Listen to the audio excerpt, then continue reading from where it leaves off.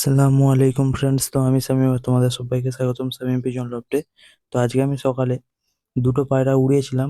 আমার লফটে যে বাচ্চা পায়রাগুলো ছিল ওগুলো সেট করার জন্য ছেড়েছিলাম। আর দেখলাম যে আমার পাশের বাড়ির পায়রা, মানে পাশের বাড়ির একজন পায়রা বসে এক দাদা, তো সে দেখি না গিরিবাজ পায়রাগুলো উড়িয়েছিল, অনেকদিন পরে উড়িয়েছে বেসিক্যালি। মানে গরমে ওরা পায়রা উড়ায় না, ভয় করে, শীতকালে উড়াচ্ছে যাতে মানে বেশিক্ষণ দম করে আর কি। তো এই যে বাচ্চাগুলো নামিয়ে নিলাম। তো সকাল থেকে রেখেছিলাম রোদে, যেহেতু শীতকাল তো রোদে রাখলে কোনো প্রবলেমও নেই। তো এদেরকে যাতে সেটটা হয়ে যায় ঘরটা, সেই জন্য এদেরকে আমি খাঁচাই করে রেখেছিলাম। তো এরা দেখে নাও বেরোনোর জন্য ছটফট করছে। তো বাচ্চাগুলো কিন্তু খুবই সুন্দর হচ্ছে।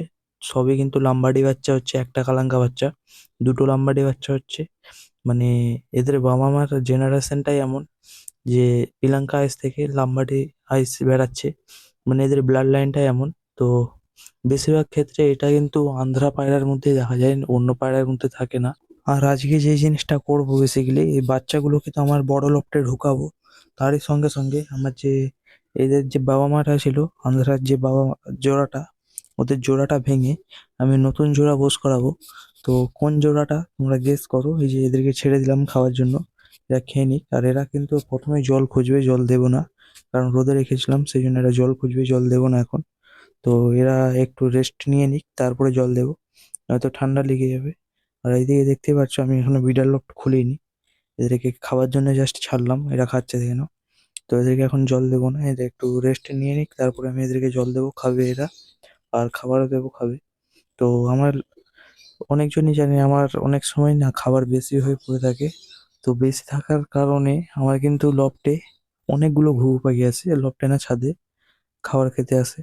ওরা কিন্তু ডেলি আসে, ডেলি খেয়ে যায়।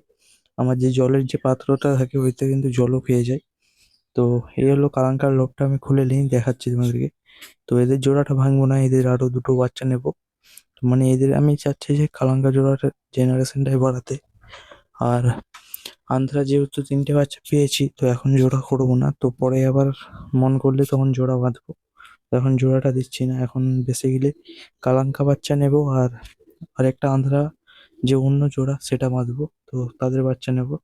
তো তোমাদেরকে আমি বলেছিলাম যে আমি এই জোড়াটা ভেঙে আমি হচ্ছে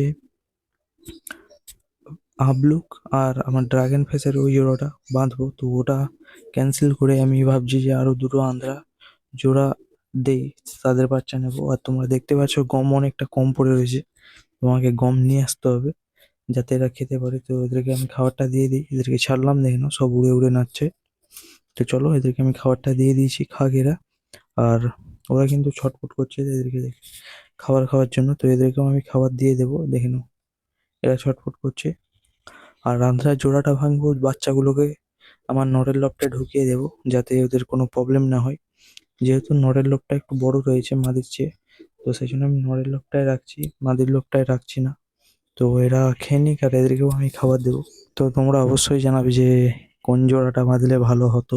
তো আমি যেহেতু ভাবলাম যে পায়রা এখন উড়াচ্ছি না, আর এখন যেহেতু মানে আন্ধ্রা আন্ধ্রা চারিদিকে যেখানে দেখি কি আন্ধ্রা, আর সবাইকে কিন্তু ক্রস মাল দিয়ে বলছে আন্ধ্রা।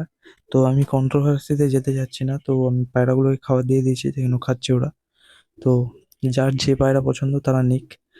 আমি একটাই কথা বলবো যে পায়রা যারা চিনতে জানে অবশ্যই তাদের সাজেশন নিয়ে পায়রা কিনবে তোমরা, নয়তো পায়রা কিনলে কিন্তু ঠকে যাবে। তোমাদের চেয়ে যারা অনেক দিনের পুরনো পায়রাবাজি রয়েছে বা অনেক পুরনো পায়রা পুষে আসছে, যাদের পায়রার মানে চিনতে কোনো থাকে না, মানে পায়রা দেখলেই বলে দিয়ে যে এটা কেমন পায়রা হতে পারে, তো তাদের সাজেশন নিয়ে তোমরা পায়রা কিনো, তোমরা ঠকবে না আর পায়রাও ভালো পাবে। তো আশা রাখবো যে তোমরা এখন থেকে যারা পায়রা কিনবে তারা একটু মানে অ্যালার্ট হয়ে কিনবে। তো এখন মানে অনেক জায়গায় দেখছি আন্ধ্রা আন্ধ্রা বলে পায়রা বিকিয়ে দিচ্ছে, যেহেতু সেগুলো ম্যাড্রাসি বা ম্যাড্রাসির ক্রস। তো একটু ফুলশিরা লালশিরা কালশিরা হলেই আন্ধ্রা হয়ে যায় না, আন্ধ্রার অরিজিনাল ব্লাড হওয়া দরকার।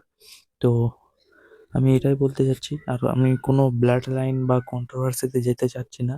তো এখন আমাকে অনেক লোকই কমেন্ট করতে পারে, যারা মানে হেটার্সরা, তারা তো কমেন্ট করবেই, খারাপ খারাপ কমেন্ট।